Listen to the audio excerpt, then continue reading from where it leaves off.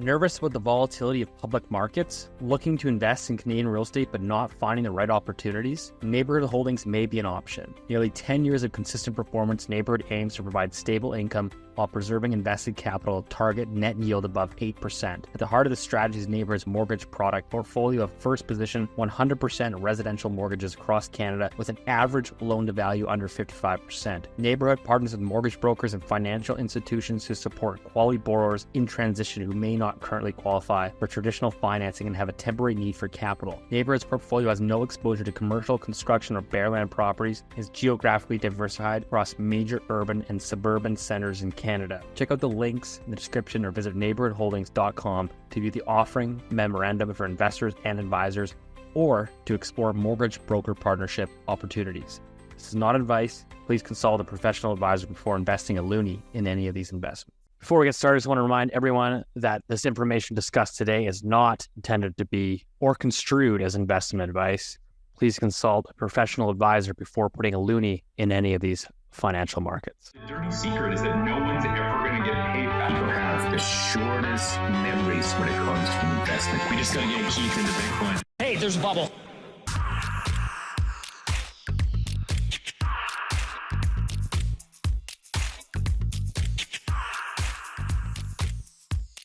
Welcome back to the Loonie Hour, episode 201. As always, joined by the three amigos. We've got the Boomer over in Halifax, the blue shirt, blue walls, Rich Diaz traveling. Where are you? You out of Saint-Tropez now? Yes, thank goodness. Let's never go back there again. No, I'm back where I belong, which is in the woods, in my mom's little town. There's lots of cows and lots of fresh air, and it's really way too hot. But no, I'm actually in a beautiful restaurant called what is it called? Agraya, which means like grill.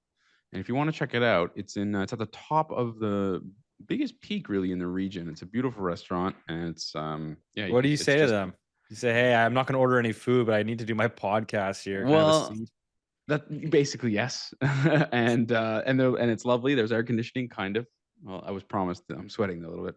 But no, it's awesome. There's in my mom's town. There's it's quite apocryphal. The story that some like sheep herder, goat herder, was like walking through the forest or whatever, and then fell, and they fell into this giant cave. And it's actually quite amazing. It's one of the real gems geologically in this area, and it's called the grutas in Portuguese, but basically it's caves. And there's this stalagmites and stalactites. Can't remember which one goes from the ceiling down. I know which one you don't want to fall on. But it's actually incredible. And so the cave is there's two caves, and one of them is 4,000 square feet or meters, maybe feet. It's enormous. And so it's like one of the tourist attractions in the area. And so the restaurant's right next door. And there you go. Well, if you fall in the forest, there's no one there to save you.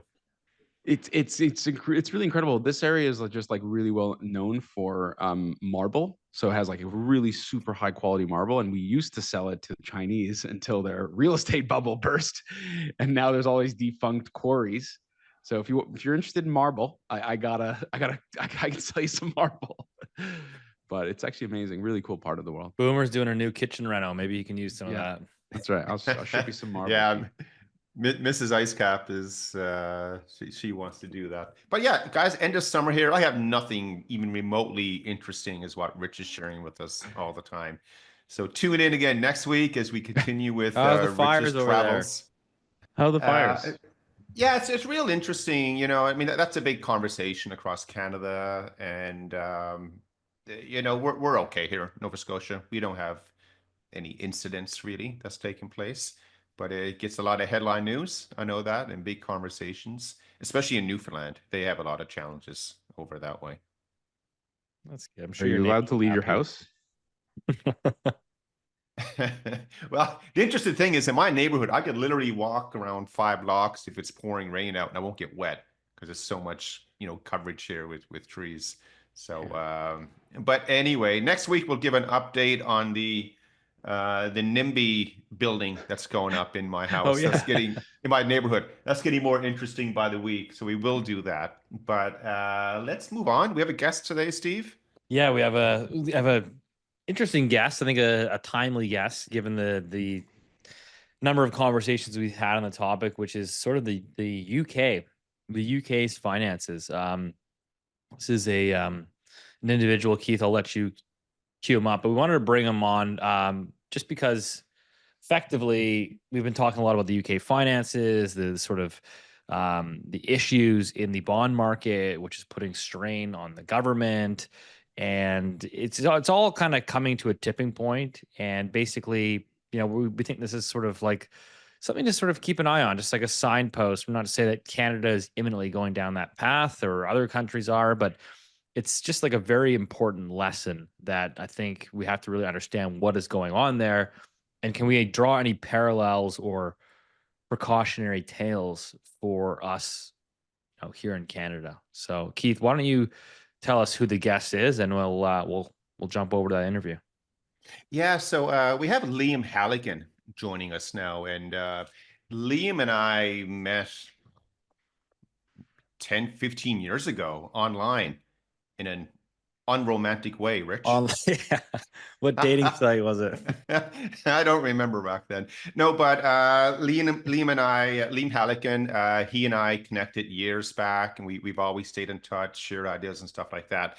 But for everyone, Liam is he's the senior economics commentator at The Telegraph. So that's one of probably the number one papers or media platforms in the UK. And he's written multiple award-winning papers. One specifically, he writes every week. It's called the Economics Agenda. That's a column that he writes for the paper. He's co-founded and he co-presents the Telegraph's weekly Planet Normal podcast.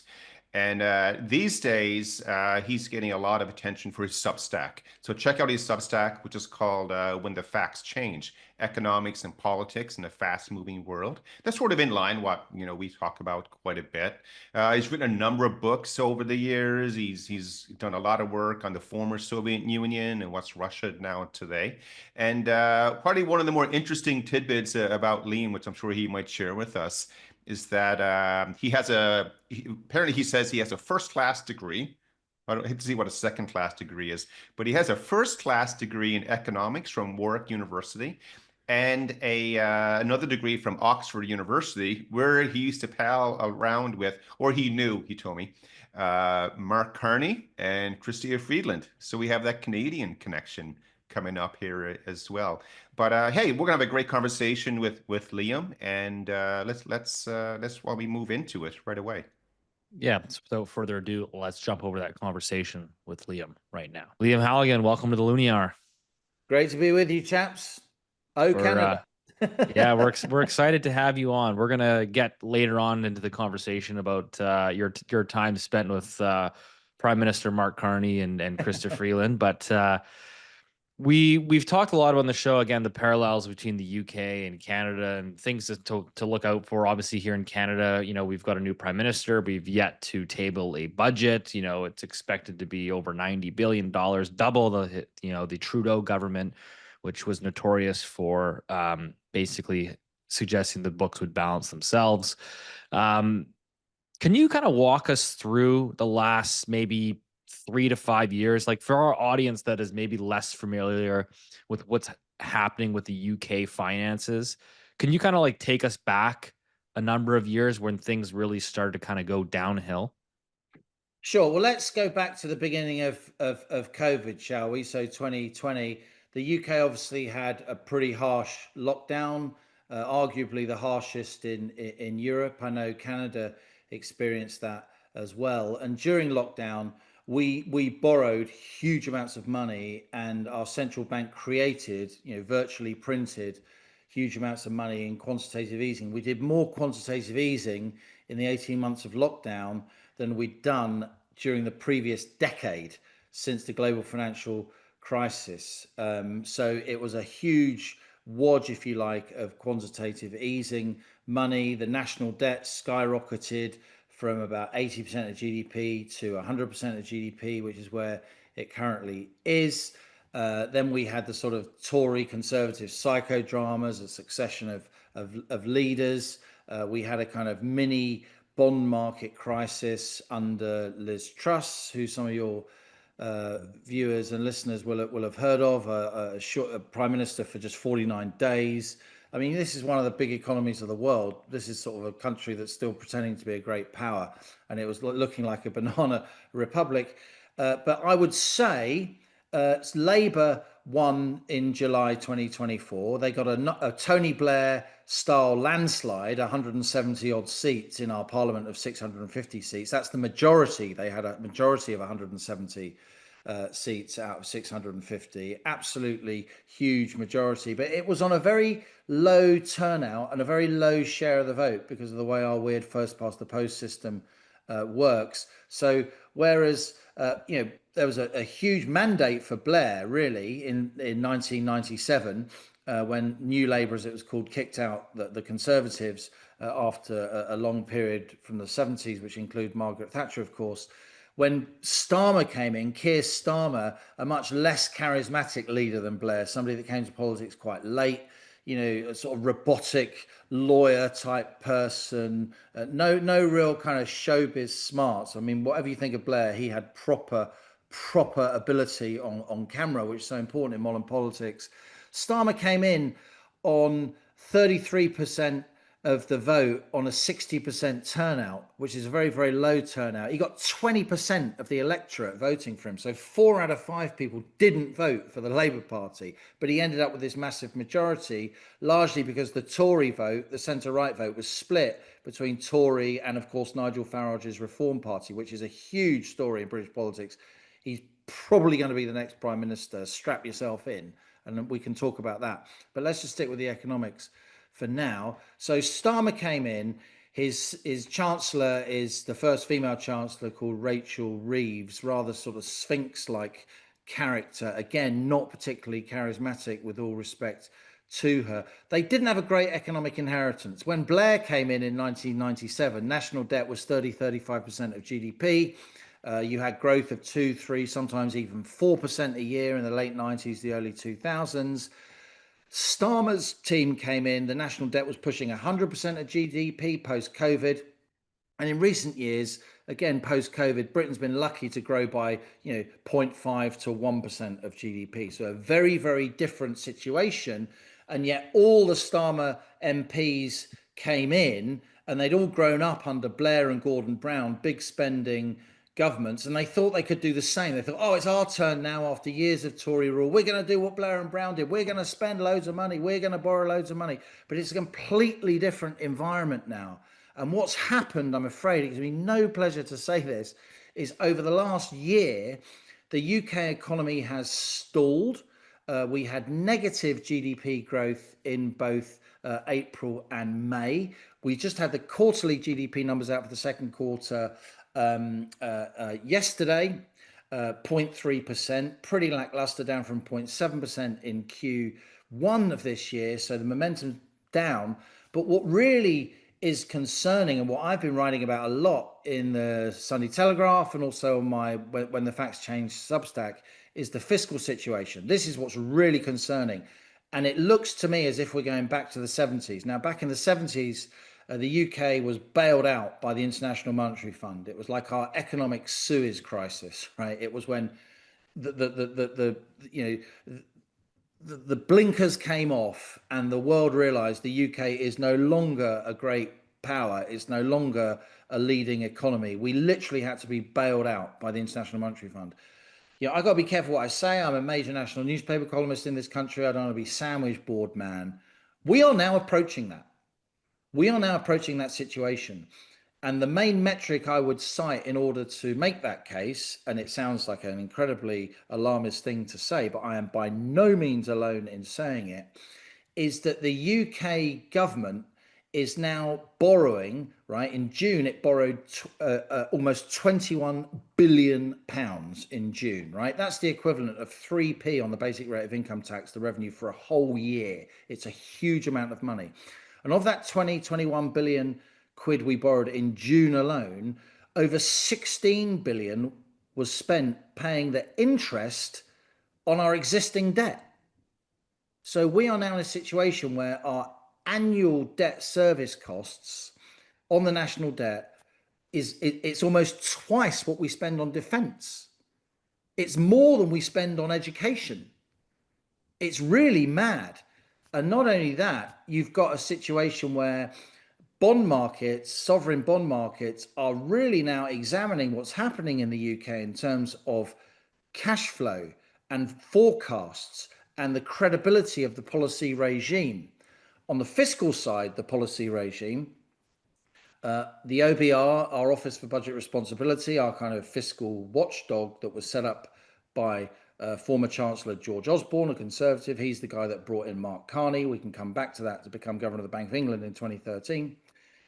Osborne set up the OBR. It was meant to be like the non-aligned, technocratic forecasting body away from the Treasury, our finance ministry, away from the politicians. Now, going into the fiscal year 24-25, so April 24 to April 25, Labour came in July 24.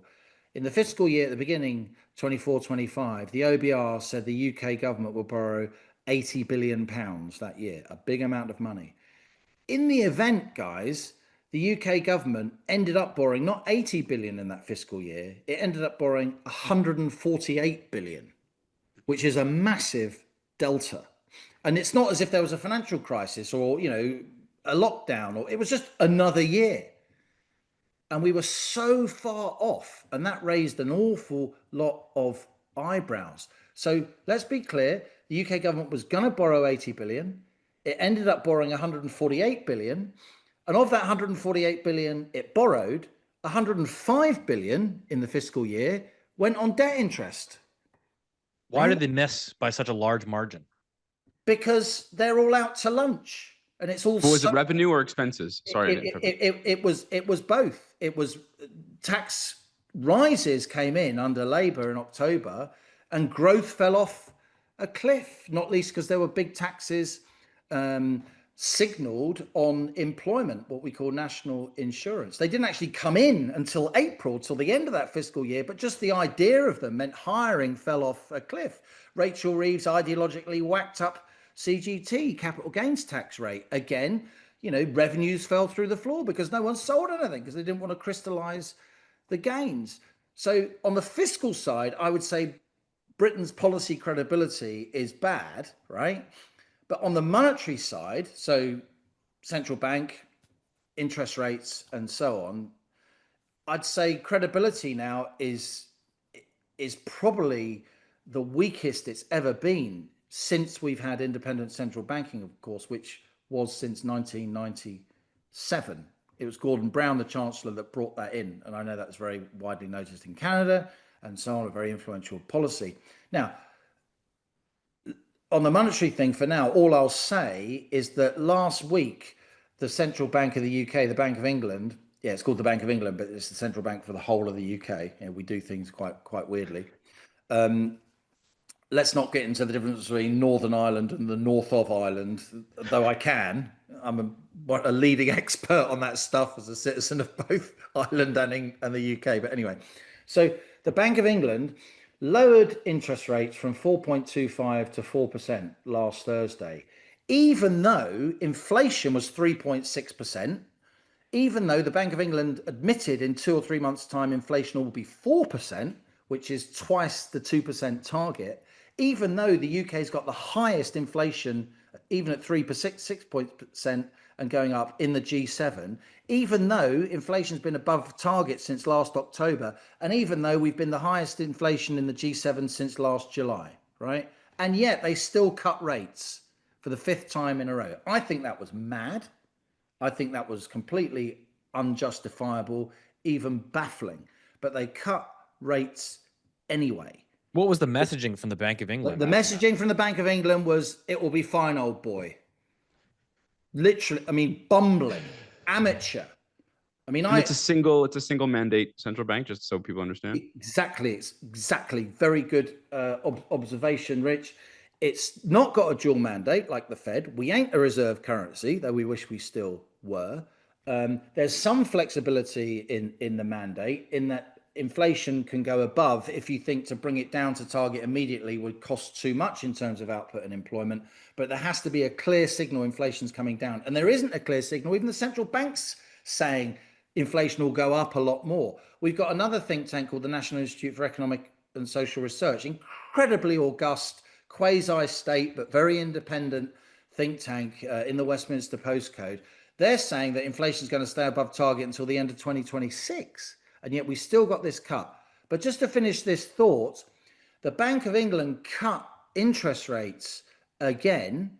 There was very little messaging in the Monetary Policy Committee's minutes and the other rubric that's released when these announcements are made, arguing why inflation is going to quickly return to target, justifying that rate cut.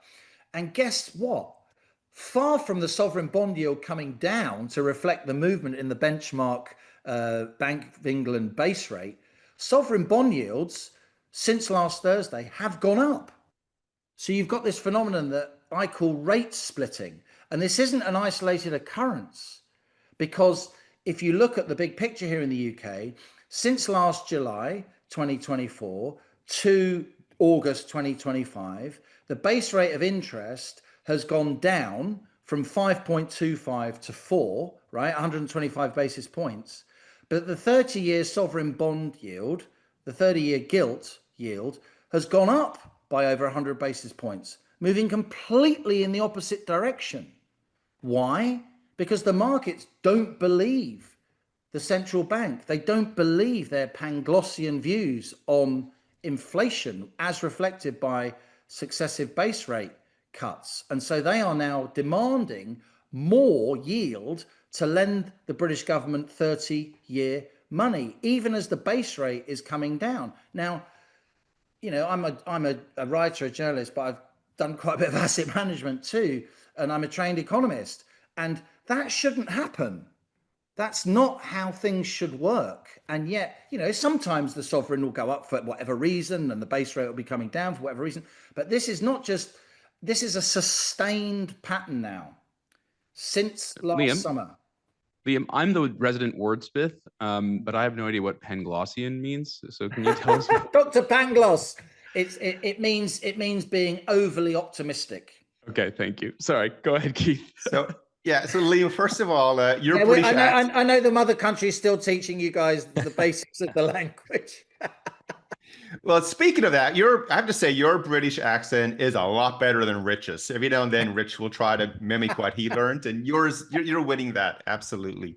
No, it's fun. So hearing you share what's happening over there, I think a lot of people in our audience, they say, "Wow, we can just substitute Britain/UK with Canada." We have a very similar experience happening here, and what I'll share with you next, you're going to say, "Yeah, this is actually what's happening," but the amount of tax revenues, not only for Britain, but also for Canada and the Americans as well, the amount of tax revenues now that has to be allocated to the interest expense on new debt, as well as debt that's rolling over, that's increasing now at an exponential rate everywhere.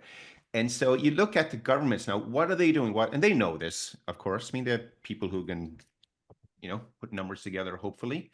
One hopes. Yeah, I don't know about Rachel in accounts can do it, but elsewhere you think it would happen. But what is the strategy coming out of Britain to get out? Are they going to try to grow out of this sort of debt problem or something else? And the challenge, of course, they have, I think you know this as well, of course, we had a full decade with zero rates and QE trying to, suppress the global yield curve and all that. And even with all that happening, none of the major economies around the world were able to grow out of their debt problem. It continued to deteriorate. So maybe talk a little bit about that. And then I think we also need, what you haven't used the word yet, we talked about the Laffer curve, I believe it's called. And maybe also talk about, because wealthy people can see this happening in Britain as well as, everywhere else, are the rich leaving Britain to try to escape this tax burden? So when it comes to our Chancellor, Rachel Reeves, Rachel Reeves is not thick by any means. I've known her for quite a long time. I talk to her quite often. She's just quite ideological. Gordon Brown is her economic hero, and she's probably to the left of Gordon Brown. And more importantly, the entire Starmer front bench is well to the left of the entire Blair front bench. During the Blair years, from the mid-90s onwards, I was a political correspondent at the Financial Times. I knew the Blair front bench very, very well. That was my job, to get to know them, particularly in an economic context. And they were far more free market, far less ideologically knee-jerk left-wing than the current front bench. And the same goes for the Parliamentary Labour Party. The Parliamentary Labour Party today, the sort of big group of MPs, they are again far to the left of the Labour Party that Blair inherited and took into Parliament in 1997 onwards. So it's not that she can't add up, though lots of people pretend that she can't, because she pretty stupidly embellished her CV to more than would be acceptable, saying that she was an economist working for a bank where she wasn't. She was working in complaints and so on. And that was stupid, because she's got a degree from Oxford. She's got a postgraduate degree in economics. I don't know why she did that. That was badly judged. But she's not thick. She's just ideological. This is what she believes. She and the front bench believe in a bigger state as an end in itself. And Blair absolutely did not believe in a bigger state as an end in itself. And Brown did to a degree, but Blair and the people around Blair always kept Brown in his box to that extent. And Blair always had round him, and I knew these people, some of them are still around. He always had round him, when the big decisions are made, people who really understood financial markets and had come from financial markets and would rein in the excesses of Labour's kind of fiscal wet dreams. There's no one like that around Starmer. There's no one at the top of the government. There's no one in Downing Street with proper understanding of financial markets, and that is a major, major problem. Now, Labour are saying that growth is their priority, and yet almost everything they're doing is undermining growth. We had a massive tax-raising budget in October. Rachel Reeves came in. Tax burden already was approaching a 70-year high under the Tories. Astonishingly, that was partly because of what happened during lockdown. But Reeves then in October either introduced immediately or signalled the introduction at the next fiscal year of £40 billion of new taxation, £30 billion of extra borrowing, a £70 billion increase in government spending. That's equivalent to putting 10p on the basic rate of income tax, a basic rate of income tax that's already 20p in the pound. So, huge increase in the size of the state. And guess what? The taxes that came in, I've mentioned a few of them already. We had a big increase in what we call employer national insurance contributions, a big drop of the threshold. We had a big increase in capital gains tax. We had all kinds of other tweaks to inheritance tax and pension tax. And it's caused business confidence to fall to its knees. Business confidence in the UK is now lower than it has been at any time since COVID. And it's lower than for most of the pandemic. The only time it was lower was in the first 2 months of the pandemic, when everybody was getting their head around the madness. So we're not actually getting the growth that Labour needs in order to generate the tax revenues to finance its spending. And that's why borrowing has gone through the roof. And, I started this conversation with, the massive increase in borrowing, not 80 billion, but 150 billion in the fiscal year that Labour, came in. They were in power for the second, third and fourth quarter of that fiscal year. And the danger now, gentlemen, is that as we go forward and the growth that the OBR, the Office of Budget Responsibility, has forecast doesn't materialise, so it doesn't produce the revenues that are linked with that level of economic growth, and the benefit spending is higher because growth is lower or negative, then it's pulling the public finances apart in both directions. And that is what is happening. And that's why we're now in the middle of a long, hot summer where the world and his dog thinks that there's going to be even more tax hikes in the next budget, Rachel Reeves' next budget statement in October. And there will be. She will put up tax rates again. And the danger then is that she'll pull a tax lever, give me more tax rates up. And guess what? We will understand that we already are beyond the peak of the Laffer curve, right? We are beyond the peak of the Laffer curve. What does that mean? That means, obviously, Art Laffer it wasn't an original idea. You know, the Romans were talking about the Laffer curve. Literally, there's all kinds of references to the Laffer curve throughout Greek mythology, though it wasn't called that then. It's the idea that the more you tax people on the rate, the less tax you actually get, because enterprises killed, projects that are going to be viable then aren't viable because of the tax, and people just leave the country. And the danger now is that she pulls the tax lever, the tax revenues aren't there. The markets know that Labour is psychologically and politically incapable of actually properly controlling spending. They just won't have it. It's not in their vocabulary. And that is when the markets are going to go, we are going to call this, and we're not going to stop lending money to the British government, but the 30-year sovereign yield, which has already gone up from 4.5 to 5.5 since Labour came into power, we're going to start looking at 6, 7, and 8. And once you're at 6, 7, and 8, then the compounding impact of that then becomes a major problem. We're not yet at the point where the share of tax take spent on debt service is going up exponentially, but it's certainly going up sharply. And as I say, we're now at a point, and the public's noticing this. These aren't particularly difficult concepts.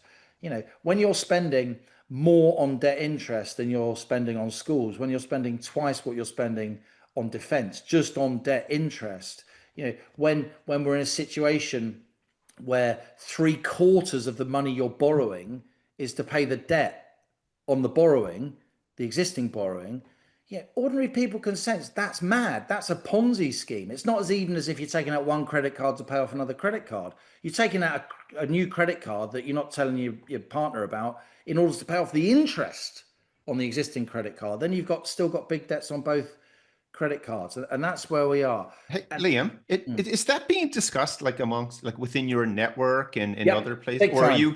Big Okay, time, yeah. big time.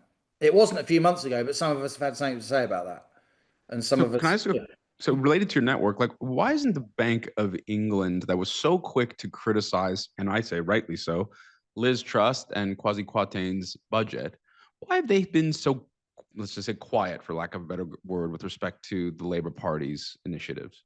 Because the suspicion is because they're deeply politicized. They're deeply politicized, and they're broadly public sector, Labour supporting economists, just like a lot of the OBR are broadly public sector Labour supporting economists. I mean, okay, let's just do Liz Truss for a bit. Okay, so Liz Truss made a major mistake, and the mistake she made. So she'd been in government a long time. She'd been Chief Secretary to the Treasury. That's number 2. Our finance department. She'd been Business Secretary. She'd been Trade Secretary. She'd been Environment Secretary. Very, very experienced politician. And again, she's like Rachel. She gets really bad press. Another very, very smart woman, right? Really good with you can laugh at me if you want. It's the truth. She's very good with numbers. She's extremely mathematically astute.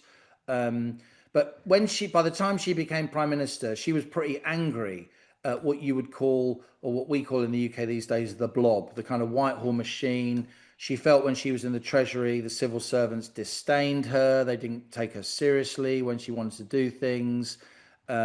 She felt, with some justification, that the OBR was deliberately giving the Tories a hard time, making it almost impossible for the Tories to do anything. She felt, with some justification, the OBR didn't understand, not understand the Laffer curve, they didn't understand any form of sort of dynamic modelling at all. What's dynamic modelling? It's where you actually accept that if you lower a tax rate, it may change behaviour, it may lead to more enterprise. You don't just instantly times the tax rate by the amount of revenue that's existing and get a lower number. This is just basic economics, and I've been knocking around British public life for quite a few decades too, and that is how Whitehall thinks. They are very bad economists. They wouldn't survive in a commercial situation as far as I would say, having been a commercial sector economist myself. So Liz Truss came in, but then she did something that was not right at all. She literally was preparing not a full budget, but it was just a mini budget. And she justified to herself, because it was just a mini budget, not a full budget statement, that she didn't have to tell the OBR about it, and she didn't have to tell the Bank of England about it. She didn't have to give the details of it, because she thought if she gave the details, the OBR would then just leak to the newspapers, as they had been, in previous months and years under the Tories, outrageously. Oh, these plans are mad. These plans are rubbish. The idea you can lower corporation tax and get more revenue, nonsense. Whereas actually, that's what we did. The Tories did lower corporation tax from 28 to 19 between 2010 and 2019. And revenue went up, not only in nominal and real terms, but also as a share of GDP. So Liz Truss made a major error. She didn't tell the OBR and the Bank of England what was going on. And I think to some extent, all right, sticking my neck out here, while she made that error, and that was really a bad thing to do, to be messing with the actual institutions of the sixth biggest economy in the world when you're the Prime Minister. However angry you are, however justified you think you might be, you don't do that. And the Bank of England, a lot's been written about the so-called liability-driven investment crisis, kind of pension-related bonds that sort of blew up. But what hasn't really been written is also, I think, an even bigger question mark over the Bank of England, because the Bank of England didn't tell Truss about the LDI problem. But what hasn't really been written is that the Bank of England chose, just 2 days before the mini budget they knew was coming, but they didn't know what was in it, they chose that moment, and they didn't have to announce that they were going to start selling tens of billions of pounds worth of government bonds back into the market under so-called quantitative tightening, the opposite of quantitative easing. And I know you've been having a similar discussion in Canada, right? Now, the timing of that, right, with the most generous interpretation, was deeply unfortunate, right? It's very British, by the way. Right? If you're not naive, you would say the timing of that was astonishingly aggressive by the Bank of England. Yeah. Now, there should be an inquiry into why that happened. But it's never going to happen, because Liz Truss, because her way is so direct, because she was so kind of sharp-elbowed when she came in. I'm going to sort you lot out. I'm sick of all these Tories pretending to be Tories when they're not even Tories. And she'd been sort of broadly on the left of the Tory party in the early part of her time in Parliament. She voted Remain. She wasn't a Brexit person. But the more she got into economics, the more she learnt about the Whitehall machine, her time as Trade Secretary, her time as Business Secretary, her time as Chief Secretary to the Treasury, it kind of radicalised her about how, in her view, how useless the public sector was and is. And when she came in, she had like the kind of zeal of the convert. And there was a group of people around her who, thought they were all sort of mini Thatchers, and they were going to sort the economy out. What they didn't read enough history, because Thatcher took 3 or 4 years to win the argument before she actually started doing radical things, right? She frightened, she calmed, she didn't want to frighten the horses too early. It was 83, 84, 4 or 5 years in before Thatcher started doing privatizations, proper tax cuts, trade union legislation, and all that stuff. Truss just came in, and straight away it was all guns blazing, literally. And to some extent, the state took her out. Ever been abroad and needed Wi-Fi? Download Saley. Tired of telecom oligopolies ripping you off? Download Saley. Want to avoid sketchy SIM sellers at the airport? Download Saley. Saley might be the only travel app you need. It provides an internet connection wherever you travel and saves you money on roaming fees. It's easy to use, affordable, and reliable all over the world. Saley is the modern, seamless way to get connected without the need for physical SIM cards. With eSIM technology, you can instantly activate service from anywhere in the world. No more waiting in line for a local SIM or dealing with expensive roaming charges. Saley offers flexible plans to fit your needs, whether you're traveling for work or leisure. Plus, you can switch between networks in just a few taps, ensuring you always get the best coverage at the best rates. Whether you're a frequent traveler, an expat, or just someone who wants more flexibility with their phone, Saley's got you covered. No hidden fees, No contracts, just affordable, reliable data wherever you go. Visit Saley.com/Loonie Hour for 15% off. You know, it sounds like there's a bit of a mess over your way, Liam. And unlike Canada, we're pretty clean over here. We have no political or economic, monetary excitement whatsoever. How is this resolved? Will the market resolve this for Britain, or is there an opportunity for someone to say, "Hey, you want Liam and his new 3 Canadian friends? They have a good point. Maybe we should change something here." Well, I sincerely hope we can resolve this with growth, because growth lifts all ships. Growth will obviously help us sustain the national debt with a bigger GDP supporting it. Growth is what really brings in tax revenues rather than raising tax rates. As I say, I think we're well beyond the point now in the UK where increases in tax rates are leading to less tax revenue, and we've seen that over the last year. So I hope we can have a proper change of mind and change of direction without having a quite serious financial crisis. I sincerely hope that. Unfortunately, the Labour government is so ideologically entrenched. It's so kind of across the cabinet. It's so kind of politically monocultural and insulated. It's so impervious to advice from people outside, however well-meaning they are, about the realities of the public finances and financial markets, that I think they're just going to plow on. I think they're just going to carry on raising tax rates and telling themselves that they have a monopoly on virtue and everyone that opposes them is nasty and evil. And This sounds familiar. anyone who talks about budgetary controls is obviously a fascist and a Nazi. I mean, it's just insane. That's where we are. I mean, it strikes me now that there is no one in Reeves' life that I know of who has got the guts, and I've tried to really tell her what is happening in financial markets. This is how tone deaf Labour are, right? This is how lacking in economics and policy making sophistication Labour are. This is a time when the Monetary Policy Committee, as I say, has cut rates. One idiot on the Monetary Policy Committee wanted to cut rates by 50 basis points, a bloke that Reeves just brought in. Yeah? When we got the highest inflation in the G7 and we're going to hit double the target in 2 or 3 months on the Bank of England's own numbers, right? And yet they cut rates anyway, yeah?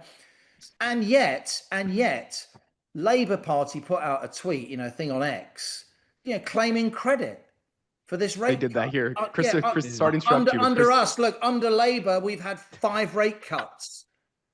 Christopher Freeland did that, by the way. Mad. Absolutely mad. Just insane. We've got if you're a 22-year-old coked up political advisor, it's the kind of thing you might come up with. But is there no one in the room that would just say, no, don't say that. That's a really stupid thing to say. That's going to cost us, basis points on our, trillions of pounds of national debt. That is insane. And then Reeves doubled down by putting out something on Twitter. I can't call it X, Twitter. Again, claiming credit and saying, borrowing costs are coming down across the economy, as the 30-year yield is climbing, which is the most important benchmark in the country. Liam, we've got a lot of that in Canada. I mean, just like listening to this whole conversation and like the parallels to what's happening in the UK, there's a lot of similarities here in Canada. Again, obviously we're not in the situation that you are, but it feels like you're kind of tiptoeing towards that scenario. I mean, you talked a lot about ideology. I think that is certainly what drove a lot of the last government we had. We'll see if this new government is any different. But I'm curious just to know, even, what has been your experience or relationship with Christopher Freeland and Mark Carney? Is there anything that you can shed light on Canadians? And I generally have no idea because I mean, it's the first time you and I have connected. But Well, just to say, from where I'm sitting, Canada's actually in much better shape. You've got much better demography than us.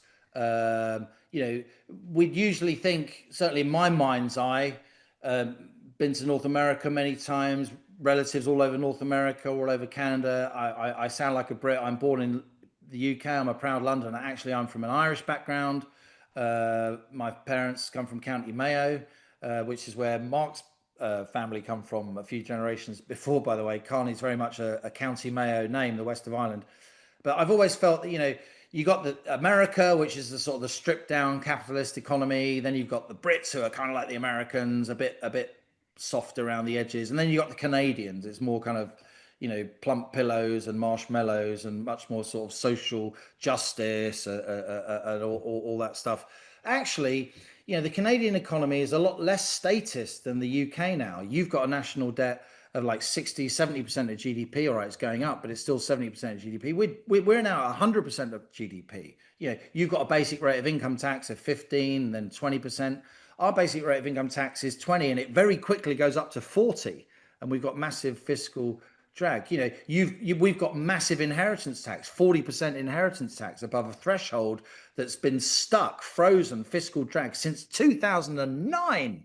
That really gets on people's nerves. You've got no inheritance tax. I looked up the numbers. So a really big problem we have in the UK is, we've moved off coal big time. 40% of our electricity production was coal, in the beginning of this century. It's now zero. We've got a lot of renewables, but our renewable green lobby is incredibly good at levering subsidies out of the British government, a sort of gormless, ignorant British government under both the main parties when it comes to the sort of canniness of the green lobby. But we've got really, really expensive electricity. So I did some sums, and on average, electricity in Canada is 0.2 Canadian dollars per kilowatt hour, right? In the UK, it's 0.55 Canadian dollars per kilowatt hour. It's getting on for 3 times more expensive. And that is really stymieing our growth. France, they've got all their nukes, right? Yeah, this country invented civilian nuclear power, right, in the 50s. And yet our nuclear fleet now, because of endless hand-wringing by successive governments in the UK and an inability to arrange long-term finance for infrastructure, means that we've got now a very depleted nuclear fleet, civilian nuclear power, and the nuclear power we have got, even though we produce so many brilliant engineers in this country, it's basically all run by the French government, right? It's run by EDF, which is a French state-owned company. It's completely mad. The French have got their nukes. They got inflation below 1%, right? Our inflation is 3.6%, and a big difference is electricity prices. So Canada is in a much better position, and above all, you've got your demography. You've got your young demography. You are still continuing to attract some of the best and the brightest from around the world. In my life, in the 70s, I remember I'm from a working class London Irish background. All my relatives worked in construction and so on. And quite a few of my aunts and uncles moved to America and Canada in the 70s because the economic situation was like it is now. High inflation, high taxation, high regulation. We haven't even talked about Labour's Employment Rights Bill, crikey, that really does take us back to the 1970s. The Employment Rights Bill that you watch out for the Red Queen, Angela Rayner, who's the Deputy Prime Minister, who's manoeuvring all the time to get rid of Starmer. She's got the Labour backbenchers on her side. She's a very, very talented, very astute MP from the north of England, brilliant speaker, but massively left wing. She's introducing this thing called the Employment Rights Bill that gives workers the right to take employers to tribunals, the right to sick pay, the right to all kinds of benefits from day one. There's no trial period whatsoever. Makes it incredibly hard to get rid of people if they don't work out. And often in life, sometimes in life, employees don't work out. That's just life. And while we want our people to have decent protection, this is way above, I think, the level that is decent and prudent. And employment, because of the national insurance increase under Labour, because of this Employment Rights Bill coming in, employment has dropped off a cliff in the UK. job creation has dropped off a cliff. It's gone down every single month bar one since Labour came into office. So Liam, can I just jump in there? Sorry, let me just jump in there. So one of the other parallels that and one of the things we've discussed on the show, which is that massive immigration has basically been a substitute for productivity growth in Canada. yeah, I've made the case that the UK, to maybe a lesser degree, has had a similar situation going on. Would that be a fair characterization? absolutely. So for a long time, UK firms have relied on cheap labour, often working in the informal economy, rather than investing in machines and productivity and so on. And we're now reaching boiling point in the UK.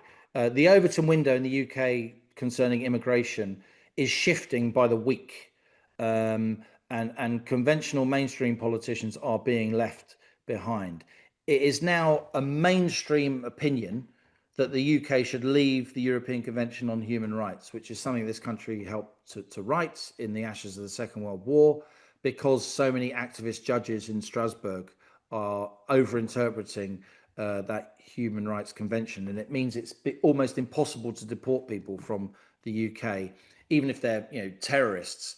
It is now a mainstream opinion that people that came here illegally should be deported, or at the very least processed in a third country. We had a Rwanda scheme, and Labour are really scrambling to catch up. And I'm afraid, Nigel Farage is really making the running when it comes to this. And do you think he's a serious threat to be PM? Absolutely. He's been the favourite on the betting markets for over a year. It's just you're not hearing about it through, it's not the sort of thing the BBC and the Financial Times want to report, right? Okay. But it's true.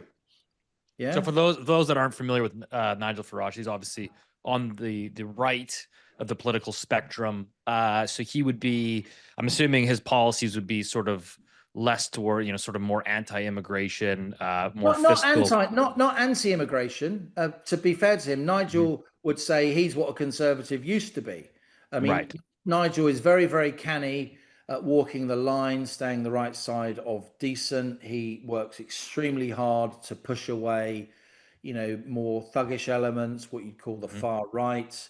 The BBC don't dare to call him far right anymore because he isn't, frankly, but also because Reform are way ahead in the opinion polls. So if Nigel Farage is far right, we are a far right country, where actually Britain, I say this as somebody from immigrant stock, Britain has for a long time, for decades, when you look at the Pew Global Attitude surveys, been far, far, far more tolerant of immigration than any other European country by miles, including the Swedes and the Danes and the Norwegians and all the cuddly ones. Far, far more tolerant. I mean, certainly way more tolerant than the Germans, the Spanish, the Greeks, the Italians.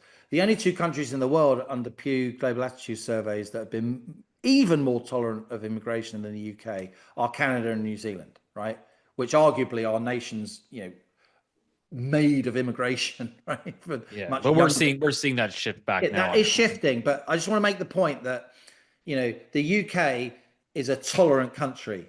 It just is. But what's happened is the pace of immigration has been so high, the sort of urban elites have been so tin-eared and determined to dismiss any kind of concerns about falling median wages, about the sharp end of social housing, access to the National Health Service, stuff that they and their friends don't have to deal with because they've all got big houses and private healthcare and they live in nice leafy suburbs or in the countryside. The British sort of progressive elite, including a lot of the Tory party, have been absolutely terrible at listening to ordinary people. And in fact, they've disdained ordinary people and told them to go away. You're just a little racist thug. And this happened in the aftermath of the Brexit vote, where most of the political media and political class tried to reverse the Brexit referendum before it even happened, before it had been even implemented. And I've got lots of friends who were big Remain voters who campaigned for Remain, who understood that would be outrageous. The So Liam, there's so many parallels between the UK and the EU and Canada, and you've just outlined a whole slew of yeah, them. Then thank yeah, you. One of the major differences I would say is just the energy security. So Canada, one of the reasons Canada has not had a collapse basically in its economy is because of strength of oil and this yeah. constant flow. The UK doesn't have this, and No, one of the big risks I see for the UK is this insistence on net zero. Ed Miliband, hopefully he falls into a lake somewhere. total But but lunatic, but total is total there zealot, is dangerous there man. any understanding that the path that they're on with respect to energy specifically is it's a total, it will be a disaster for the UK? There is, and I tell you where it's coming from. It's coming from people like me who are seen as, broadly small state centre right people, but respectable technical economists. Um, and people like me and others are pointing out relentlessly the practical difficulties of what we're doing, rather than saying climate change exists or doesn't exist, which is a sort of endless discussion that comes down to virtue signaling and lots of shouting. It's just axiomatically true that if we want a better environment for our kids and our grandkids, and we want to do that by reducing carbon emissions, if we do it at the pace that we're meant to be doing it by law, then we are going to literally bankrupt the country, and we are going to take out millions of jobs in parts of the country, manufacturing jobs, extractive industry jobs that are good jobs where there aren't many good jobs, in regions where there aren't many good jobs. So people like me are pointing out the sort of technical side. Do you really want all these EVs when you're basically handing China the keys to your energy security, given their control of rare earth production? We're trying to wean ourselves off dependence on the Gulf and the oil price shocks. This is just geopolitically mad. Shouldn't we be doing other things apart from electric vehicles? Shouldn't we be using more hydrogen, whatever it is, as a vector to store renewable energy, wind power? So there's the Overton window has shifted, which has allowed a technical argument to be had, which needs to be had, without people constantly accusing you of being a fascist just because you understand some stuff about, science, physics, thermodynamics, and so that's one way that the debate is shifting. But within Labour, and it's a real problem, the trade unions are furious about net zero. And nothing reveals the massive split down the centre of the Labour movement between the kind of urban sophisticates in Islington, your old neighbourhood in London, Rich, and the university towns, Oxford and Cambridge and all that. That you got lots of wealthy, virtue signalling Labour voters in those places. Lots of them with their families got money stashed offshore, and they can afford to have these luxury beliefs. And then you've got the rest of the Labour movement, which is the blue-collar industrial heartlands, and they absolutely hate net zero. It's the exact same in Canada. In The Canada, way you saw the way the sorry, I UK just want is to say, yeah, go for it. Sorry. No, I just want to say, sorry, quickly, just that's what happened in the last election, where you had a bunch of blue-collar people who had always basically voted, in effect, Labour, NDP, and Liberal. They all shifted to Pierre Poilievre, who just said net zero is bogus, and anyway. Sorry, please continue. No, sure. I mean, we've got this thing called the ZEV mandate, which is all about how we introduce electric vehicles, zero emission vehicles, in acronym. And by 2035, it's going to be illegal in this country, apparently, to sell anyone a new petrol or diesel car. Well, guess what? Our car industry employs over 1 million people, and we can't build electric cars at a price that can compete with Chinese imports, because the Chinese have got all the rare earth production and they're being extremely strategic about how they give access to it, and they're massively subsidizing their EV production. So what, you're going to completely take out the West Midlands car industry? Good luck with that. You're going to take out the northeast of England's car industry. Good luck with that. You will have public anger unlike anything you've ever seen.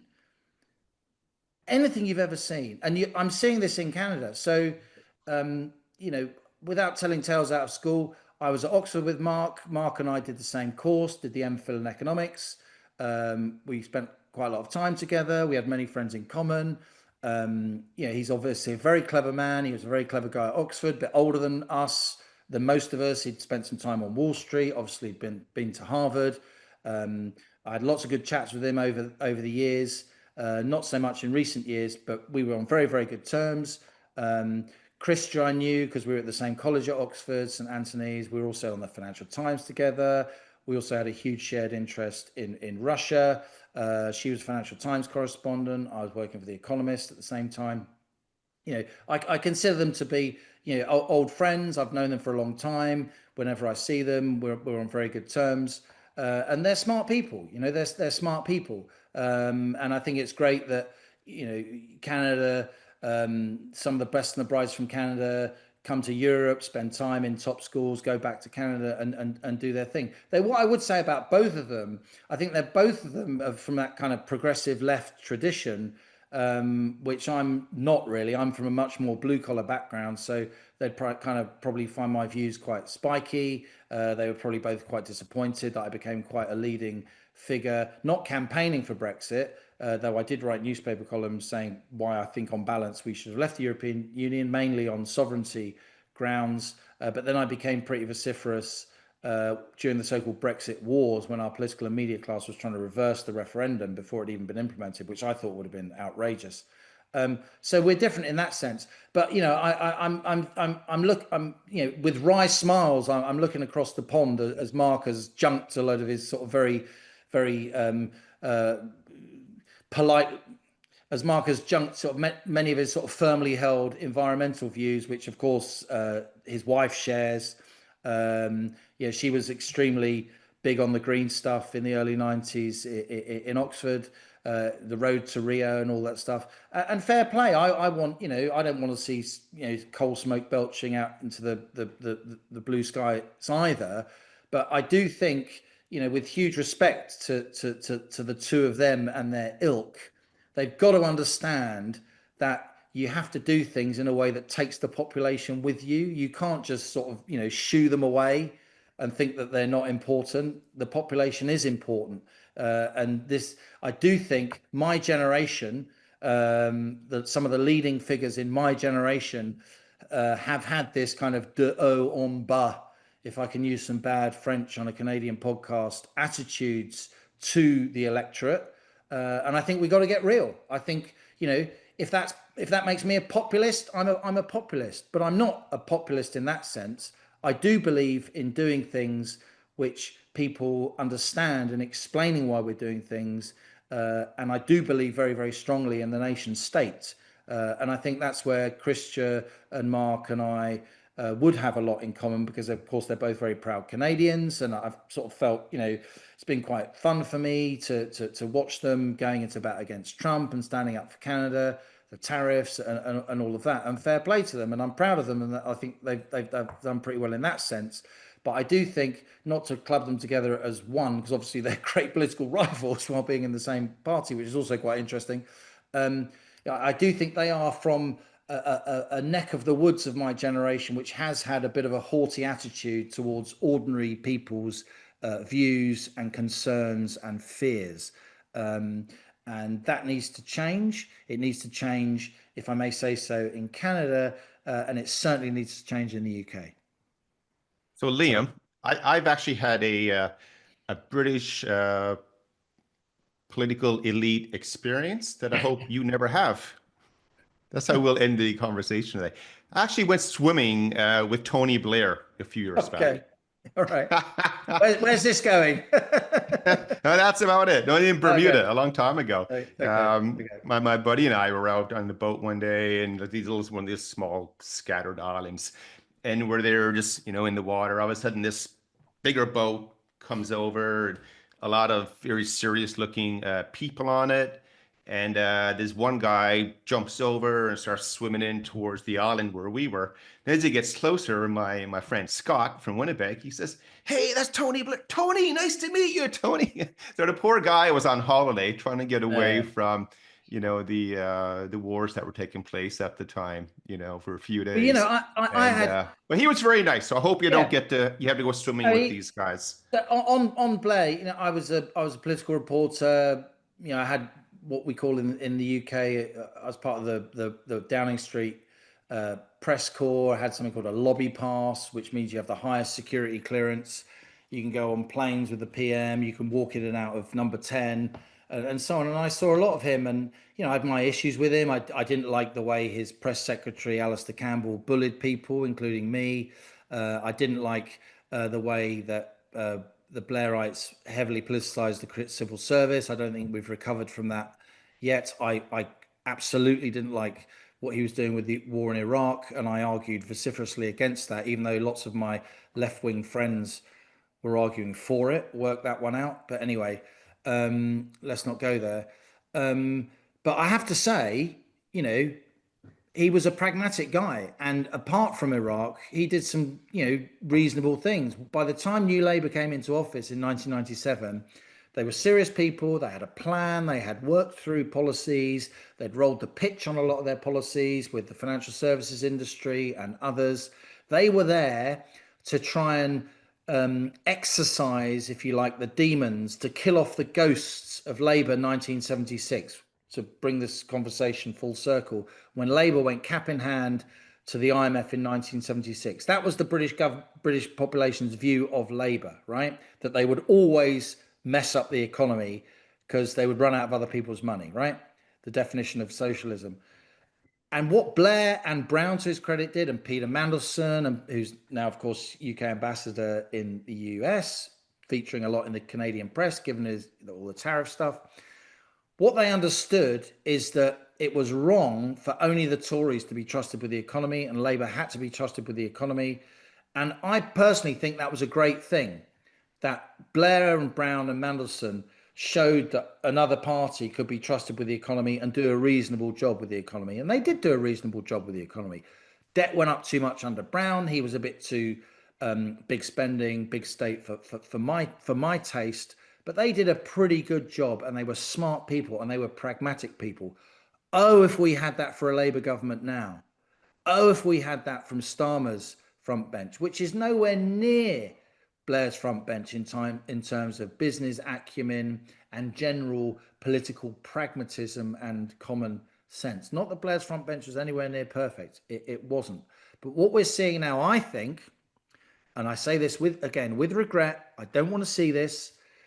We are looking at a Labour government in the UK, which is going to take Labour's reputation back to the late 1970s, which is a party that's unelectable and cannot govern. And that is bad for British democracy. It's bad for the world, I would argue. Liam, that's we want to be respectful of your time. We greatly appreciate it. We're rooting for you. We're rooting for the UK. Hopefully you guys can get it sorted out, and obviously some early warning signs for Canada. Hopefully, we can our leaders can take heed of what is happening over there. And we want to thank you again for taking the time to come on the Loonie Hour. Hopefully have you back on. We'll be watching from afar, and hopefully your voice can be heard and pronounced across the media there. Appreciate it, guys. Nice to be with you. That was a great interview with Liam. Hopefully people got some parallels there. Again, I don't think, Keith, I think we'd all agree here that Canada is not, imminently on this path, but I think if we continue to run, budget deficits with no planning and. Well, I think, the takeaway from this conversation with Liam, you can sense the passion and the emotion level that he has, because he does recognize they are going down this path, which is not likely going to end very well. And here in Canada, and the Canadians, we sort of have the same conversation as well. We can see the same thing. So I think it was a great idea to have Liam on, so Canadians can see, hey, this is also happening, over in Britain. And as we keep saying, it's happening with the Americans and the French and the Germans and elsewhere. And so this concept that we talk about sometimes at IceCap, global risk has become synchronized. This is a perfect example of it here. Numbers are numbers in the end. And the debt side is they're starting to accumulate pretty high. But so Keith, this is like the core message effectively is like what we've talked about is like there's so much debt in the world, particularly on sovereign balance sheets, that it's all become politicized, right? Like central bankers are becoming treasury secretaries, and the presidents are telling the central banks what to do. We had like we talked about the parallels between the UK and maybe Canada, but we look at the United States, and we're continuing to see you had US CPI out this week. We had US producer prices. I mean, Rich, year-over-year core CPI was 3.1%. It's up 0.3% in the last 3 months. Yeah. So in the last 40 years, only once has the Fed cut rates when core was above 3%, and the 3-month change was greater than 0.3. And that was in the early 1990s. So, I mean, effectively what we're saying, are we saying the 2% inflation target is dead? Because I think right now, Rich, I think markets are pricing in a full cut in September. For us or for the US? Sorry. Fed, from the US. Oh, for the Fed. Yeah. I mean, well, we talked about it. Percent even what he voiced a 50 basis point cut 2 days ago. Well, but I mean, effectively, what we're saying here is like, listen, we've fired the head of the BLS. We keep telling the central bank what to do. Inflation is actually accelerating, and by the way, I think there's a cut coming in September, and probably a couple more before year end, as inflation is accelerating north of 3%. So, well, the thing is about I mean, again, we mentioned this. 3 is the new 2. I think that was like we said the Loonie Hour said this 2 years ago, and I think we were right to say it. But I think it's important to differentiate between the US's dual mandate and what's going on in the UK and the US. And yes, that's a bit of a cop out in a sense, but there is that complexity, there is that added element. And what I talk about on the ICE cap Canadian market wrap this week is that I think the Canadian Bank of Canada has a real risk of acting like the UK's bank, which is to pretend that it does have a dual mandate when it decidedly does not. And so that'll have impacts on the currency, that'll have impacts on the bond market and the bond yields that we've seen in the UK. And I think in Canada, Steve, I wouldn't be so sanguine on that. But yeah, I think we're reaching the end of the cycle. And so the music's stopped and everyone's trying to find a seat. And I think really what we're seeing is the symptom, not the cause. And the cause is way too much debt, not enough productivity growth. And the symptom is all this political BS that we're seeing. That's my view. Maybe I said it too quickly, but I know we have to wrap up. I think it's even easier to see what's happening here. I mean, again, it's right in front of you. So sometimes it doesn't have to be complicated. So what's happening is that, the Brits are cutting rates despite inflation doing its thing. The Americans are basically convincing themselves they're going to cut rates as well, despite their inflation being sticky. In Canada, guess what the Bank of Canada is going to do? They're going to cut rates. You're darn right they are. Absolutely. They're going to cut rates. Even though inflation's doing its thing? They're not going to care about inflation because all they're looking at now, as we talked about, the only solution they see to try to get the deficit. Remember, you can't grow your way out if you're still running a deficit. It's not going to work. So to get stronger growth, they have this, Keynesian belief, hey, you cut rates, that will stimulate. But they're also cutting rates to try to control the interest expense, the interest burden on the debt. That's what's happening here. Nothing to do with inflation or anything. And so if the whole world, you see the yield curve is going to roll lower, closer and closer to zero. Inflation will do its crazy thing. The yield curve will steepen. Yep. And it's, again, this is set up perfectly. You couldn't come up with this in a Hollywood basement story. It's going to happen. The whole world is headed towards one of these moments. Maybe it's the Brits where it happens first. And if it does, we'll get Liam back and he'll share with us what's happening. Or maybe it comes somewhere else. I was reading that the Japanese 10-year didn't trade at all on Tuesday. First such instance. The first such instance since March of 2023. Is that a good thing? I mean, it's one of the biggest debt markets in the world. Not one bond traded. I mean, you're only trading with yourself. I mean, to give everyone. But one thing that Liam said that it wasn't quite correct, and this is because of the way data is reported. He said like Canada's debt is what he said, 40%, 60, whatever. 60%. He said 60. He said 60, and And he also said the tax rate was 15, which is wrong because you have to take the provincial and federal. You have to So consolidate. our I didn't want to combined interrupt you, debt Keith, level, our combined debt level, just so our audience knows, is at the same level as the Brits. Like it's over 100% now at this When you level. factor in the provinces. Yeah, and you have to. Yeah. Yeah, absolutely. Yeah. And And you then have the to. combined tax rate, the highest marginal tax rate, people are over 50%. That's Yeah. where it And the is. corporate tax rate also. And the corporate tax rate is also very high because you have to factor in a provincial corporate tax rate as well. Sorry. Yeah. And anyway, it's one of those. So hey guys, that was a great conversation today. And Cut, baby, cut. we have the Bank of Canada real Twinkie bet coming up very soon. Real one. Yeah. Labor Day is coming at us very quickly. And I think, on September 2nd, I think it is. Is that Tuesday? Oh boy. After Labor Day? I think it is. I think so, yeah. Yeah. That's Yeah, when markets will get back to work again instead of this sort of summer stuff that's happening. Just to round out this conversation on inflation, central banks, and governments, PPI, producer prices in the U.S., they came out today, Rich. We're up 0.9% month over month. The expectation from markets was 0.2. So producer prices up 0.9 month over month. Year over year up 3.3%. Expectation was 2.5%. So I think effectively, I think a lot of the tariff stuff is now feeding through into. We'll save that for next time. Guys, very quickly, 30 seconds, so that people know that we did not miss it. But the Canadian employment number, which came out last week, it was pretty awesome. It was good. Wait, what? No. So I'm just seeing Rich is awake now. It was horrible. It was like minus 45-ish. It was like minus 40, but then like last month was like plus 40. So again, Stats Canada is just doing its own thing. And the public sector added 4,000 jobs because what do we need more? More public sector employees. Anyway. Yeah, we're not going to read too much into that. That's a conversation for another time. But there you go. Yeah. Sort of high level overview of the disastrous public finances, the debt doom loop in the UK, which could be coming to a country near you.